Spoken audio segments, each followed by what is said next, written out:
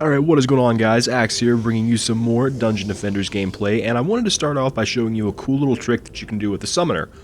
Now, a lot of people know that the Summoner has the ability to have minions follow her, and this can be very useful in a lot of ways, but what you might not know is that if you select minions and have them follow you, you can switch back to another character at the Forge, and the minions will follow that character. And this is really cool because you kind of create a little posse, you know. You're rolling around here, and you've got backup. So this is my Jester. 71 right now. This is, just like the first video, this is Insane Hardcore Mix Mode. And this is one of my favorite maps. I really didn't like this map when I first started playing it, but now it's a lot of fun. As you can see, I've got some pretty standard stuff going. I've got the Aura Trifectas there, Electric and Snare, and Strength Drain.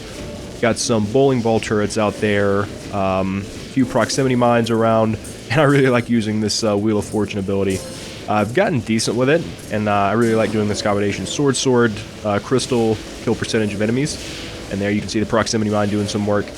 And yeah, I've got the archers around as well on the tower buff beams to handle the wyverns, because there are a lot of wyverns on this map. I think this is the first map in the game that you see wyverns on, so it's good to have some anti-air on this map. Now, I'm not doing a lot of actual melee combat. I'll go down here and you'll see that I think one of my minions, he actually dies shortly after this. This is probably not the best map to show this off on because, yeah, these guys can fall into the lava or acid or whatever you want to call it, so yeah, you might want to be careful when you try out this little trick, but regardless, it is pretty handy in a lot of situations.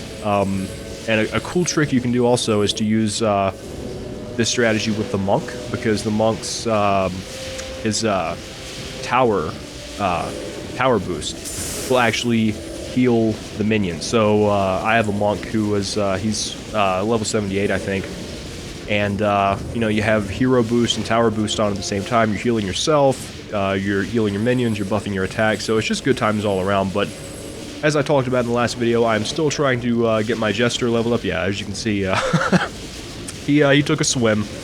Sometimes that happens. But yeah, I'm actually trying to get the Jester to level 78 because I've tried to focus more on making the Jester a pure DPS character and just using... I'm going to try to transition my monk to be a pure tower monk eventually. But yeah, because the Gambler's Polearm, which is a weapon that throws playing cards, you know, it just fits perfectly with the Jester. And mine is mythical, so I need to get this guy to 74 so he can use it. You might also notice that the name is Jester Thomas. That is a Dark Souls reference. A lot of my characters are references to certain games and shows and other things that I'm a fan of. So, you know, if you see certain characters throughout the series with a name, you can probably guess where that came from. And if you'd like to guess, just post in the comments. I'll be showing off a lot of my characters throughout this series, and I'm actually planning on doing some co-op pretty soon. Myself and Fizz, you know, we are planning to run a few dungeons. Probably gonna run the first couple dungeons on Nightmare, and then we're gonna try to get some more people involved and level our other characters up. So it should be good times all around. But yeah, I'm really a fan of this slot machine thing. I like doing the damage all enemies and the kill percentage of enemies. Both are valuable depending on, you know, your setup and how many enemies are on the map. So, yeah, there's a lot of combinations you can do with that. And in worst case scenario, I think one of the worst things you can get on there is if you really botch it, you can cause gold enemies to pop up. Well, it's certain enemies that are already on the map will become golden, but not to worry if that happens. I tried it just to see what it would be like, and I think I probably had like over 75 enemies on the map at that time, and maybe like 10 of them turned gold, so it's really not that bad. And for those of you who don't know what gold means, it's the same effect that the Gen has when he buffs enemies. And there you can see my warrior minion doing work and providing cover fire with the machine gun. I think that's what I'm going to probably do with this character, because he can use two weapons and switch between them. I'll have the Gambler's Polearm and probably try to find a nice mythical minigun once I get to level 74. But this one is actually pretty good. It had good stats, and I think it's got like 30-some levels, which is really good.